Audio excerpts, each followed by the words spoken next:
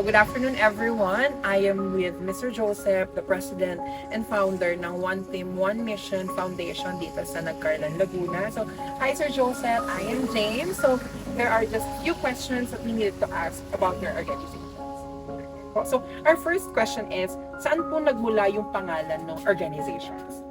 Yung One Team, One Mission Foundation ay nag-start sa word na Juan. Basically, One Team, ay Philippine-based, Filipino ang nag-uo nito. Then, naging isa siya, One Team, One Mission. Ang mission natin, actually is agritourism. Yung tourism ng Nagcarlan is our mission to palakasin. It was a very long story kasi nag-start siya sa isang maliit na usapan na pagandahin ng image ng Nagcarlan. To boost its tourism kasi noong 2019, nag-start kami magbuo. Sa ngayon, 2019, is to promote our tourism.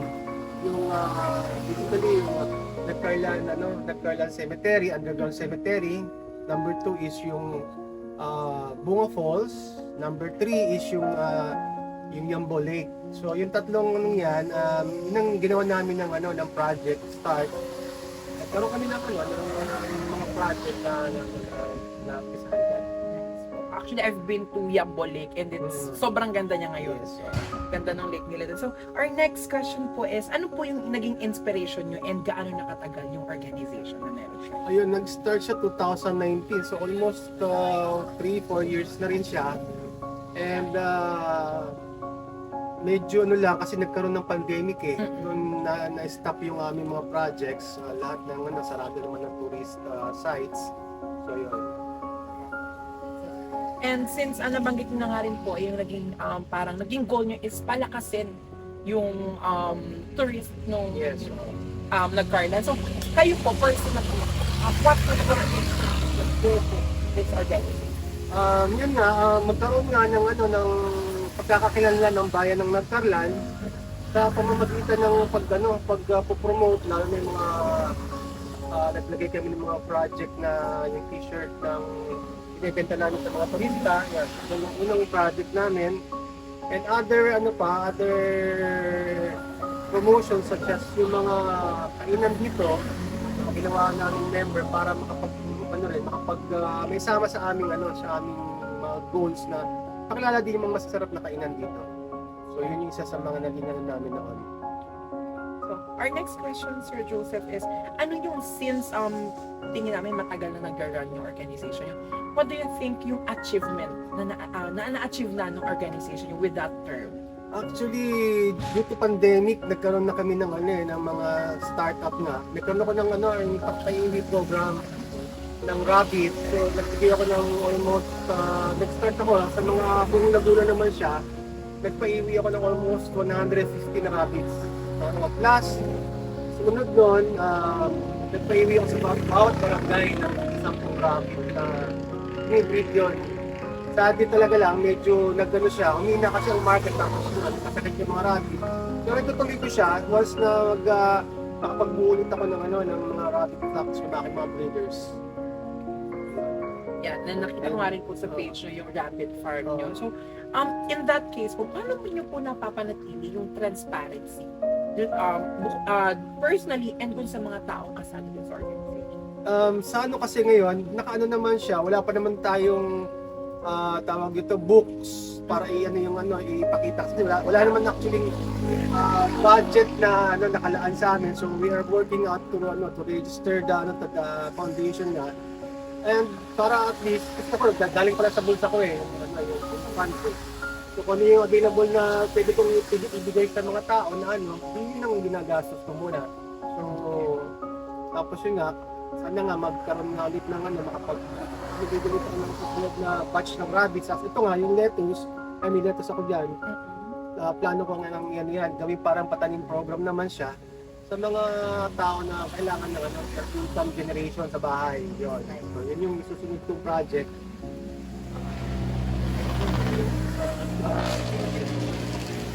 Since yun nga, nagkaroon ng pandemic. Ano pa po yung other challenges na na-experience ng organization nyo with that, since matagal na kayo?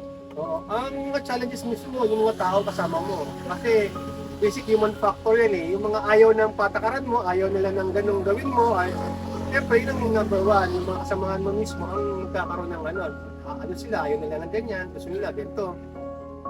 Yun, ang hindi lang siguro dyan, kailangan mo rin siyempre yung pondo. Basically, kung paano ka kikilos, ano ka ba makakatulong kung wala ka namang funding or something na gano'n. So yun, yung mga nag-tips naman ng mga tao na para at least ituloy ko yung mga projects. Siguro bibigay sa akin ng mga feeds, gano'n, may mga sponsors ako. Tapos yun, may mga namimigay ng cage para sa mga recipients ko. So yun, continuous lang, hindi naman mawawala yung pagtulong talaga yun.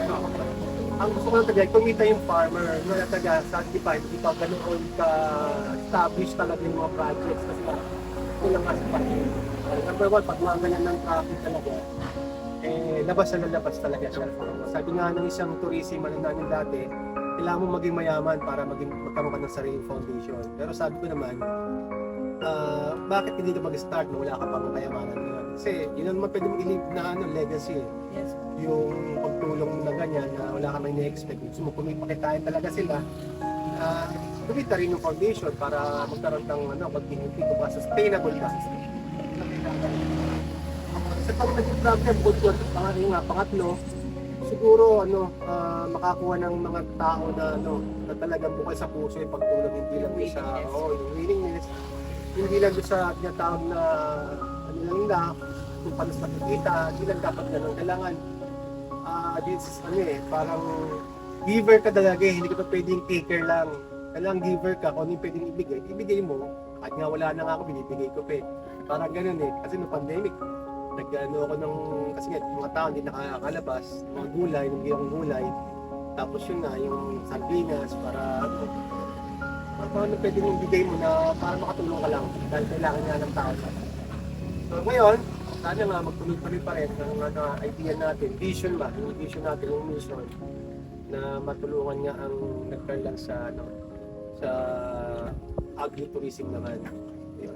That's nice. Sana matulungan natin sila. So, lastly, Sir Joseph, ano po yung gusto nyong sabihin dun sa mga future agribusiness students and mga currently entrepreneurial students ng LSU? Kasi malay natin, we can use this video to promote the organization and malay natin, magamit din natin to boost what you are aiming for the organization.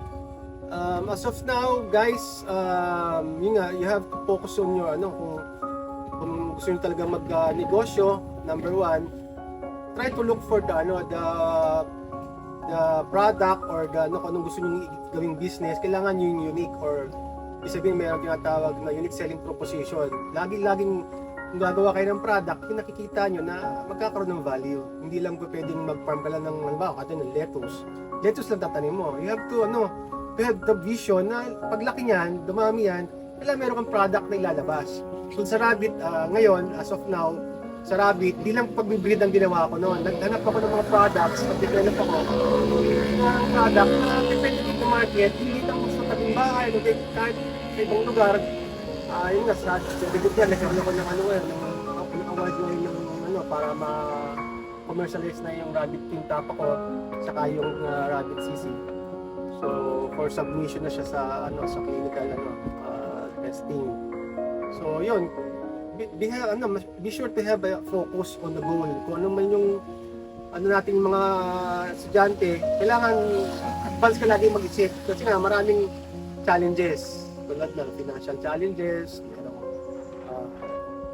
challenge mo sa mga kasamahan mo. So, yun nga. Identify lang yung mga hurdles sa pag-negosyo. Marami naman kasi negosyo talaga, kailangan mo lang yung desire mo talaga. Yung desire mo para maghanap buhay or magtayo ng isang business, continuity.